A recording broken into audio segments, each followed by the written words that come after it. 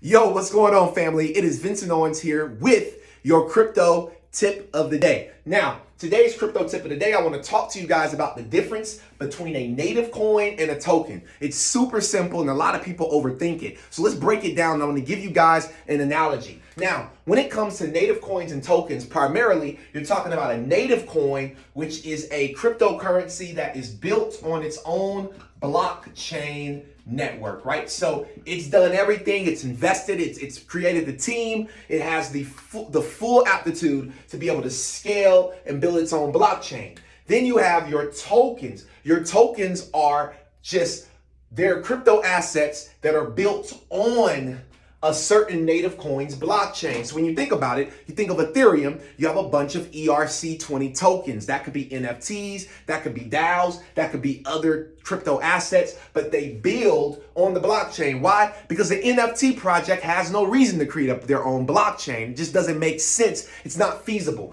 So when you think about these two, I tell people to think about it in terms of a barber shop, right? So you got your barber shop versus your barber, right? What do I mean by that? Vincent, what are you talking about? Barbershops and barbers. I thought we were talking about crypto. Well, we are, but I want to make this thing super simple for you all because a lot of the time we make this so overly complex. So when we think about barbershop versus barbers, the barbershop is the actual native space that the barbers cut hair at. If it wasn't for the barbershop, the barbers would have nowhere to go, right? So when you think about this, what I want you guys to understand is if it wasn't for the native coins blockchain, the tokens would not have a blockchain to actually build their product and their project on, right? So in the barbershop, there's something that's called booth rent, right? So these barbers have to pay a booth rent. So when you think about a token, if I were an NFT project that built on Ethereum,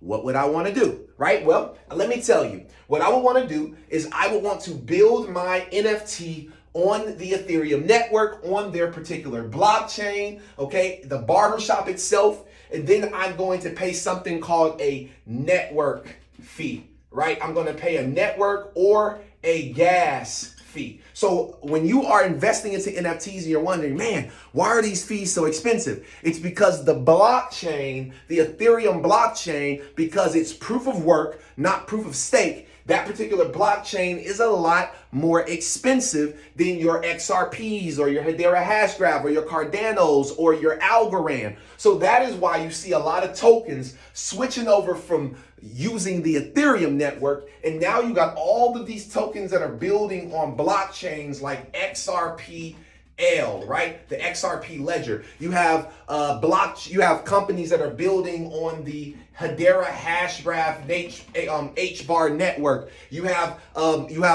assets that are building on Cardano and Polkadot and all these other scalable projects. And the reason being is because a lot of the time these token companies, they want to choose the best blockchain that is the fastest, that has the best fees, all right, and has the least amount of friction, right? So that their customers, their consumers can get served the best. I hope that you all understand the difference between native tokens and native coins and regular tokens in regards to the barbershop technique. Join me again next Tuesday on our next crypto tip of the day. Let's get it.